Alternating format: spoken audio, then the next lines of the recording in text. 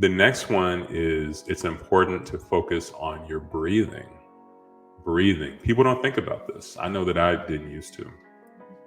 So, here a few weeks ago, I was on a panel at my job, and it was program managers and chief engineers, people that were in various roles in leadership on the program that I'm on. And so I was actually the first person on the panel that was up to speak. So there were five of us on the stage, and there were probably about like 100 engineers or so in the audience. It was actually my first time ever doing something like this. So it's my first time being on a panel. I mean, I've spoken in front of people, I've done engagements, and I've done briefs and stuff like that, but I hadn't been on a panel. So this was a little different. And I'm sitting on the stage, and all these people, they're looking up at me and looking up at the other leaders on the stage. And I'm pretty sure, especially for some of the younger engineers, they're probably like, wow, look at these leaders. Look at them up on this stage about to talk and everything. And they had no idea that I was a nervous wreck. I mean, nobody would be able to tell.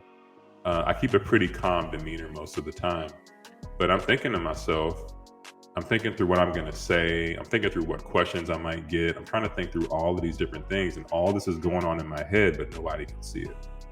And what's crazy is my thing that happens with me is my heart starts racing. Everyone has like a different, I feel like, trigger or thing that happens to them physically when they're about to speak. For me, it's that my heart starts racing. A few weeks ago, I interviewed Nicole Jean, and she talked about how her armpits start to get sweaty. I mean, there are all kinds of different things that happen when people get nervous. So mine is that my heart starts to race.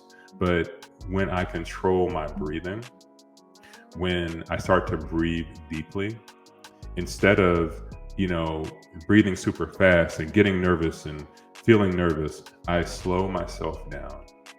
When you begin to slow yourself down, slow down your breathing, take in deep breaths, right?